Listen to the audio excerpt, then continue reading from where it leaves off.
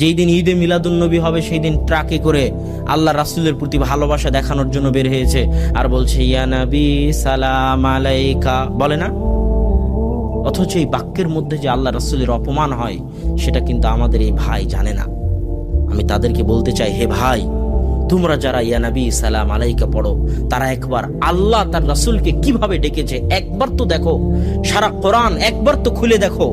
এই সমগ্র কোরআনের প্রথম থেকে নিয়ে শেষ পর্যন্ত আল্লাহ অন্য নবীদেরকে যতবার ডেকেছেন সব নবীকে নাম ধরে ডেকেছেন। ইয়া জাকারিয়া, জাকারিয়ার নাম ধরে ডেকেছেন।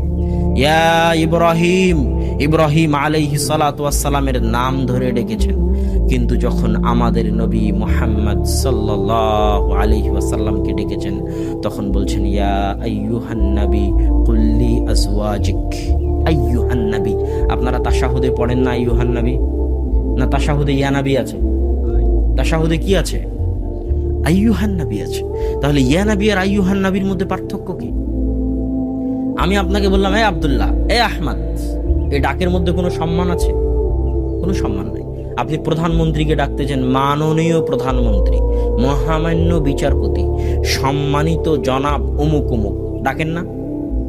তো আল্লাহ সুবহানাহু ওয়া তাআলা যখন তার নবীকে ডাকতেছে তখন বলতেছে ইয়া আইয়ুহান নবী, হে মাননীয় নবী, হে সম্মানিত নবী, হে মহামান্য নবী, হে সম্মানিত নবী মুহাম্মদ সাল্লাল্লাহু আলাইহি ওয়াসাল্লাম। নামটাও আল্লাহ নেননি, জাস্ট হে সম্মানিত, হে মহামান্য নবী বলে ডেকেছেন। আর সেই জায়গায় তারা বলছে ইয়া নবী মানে এই মোহাম্মদ, ইয়া নবী মানে এই মোহাম্মদ, নাউযুবিল্লাহ। আর তারা বলতেছে তারা নাকি আল্লাহ রাসূলের আশিক।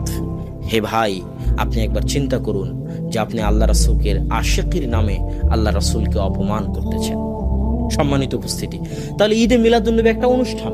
এই অনুষ্ঠানের মধ্যে যখন আমি দিনকে সীমাবদ্ধ করে দিলাম, ঈদে মিলাদুন্নবী শেষ, ইসলামও শেষ। টঙ্গীর ইজতেমায় হাজার হাজার মানুষ একসাথে হাত তুলে দোয়া করতেছে, টঙ্গীর ইজতেমাও শেষ, মুসল্লিও শেষ। তো ইসলামকেও যদি ধ্বংস করতে চান সেটাকে কার মধ্যে সীমাবদ্ধ করে দিতে হবে? অনুষ্ঠানের মধ্যে।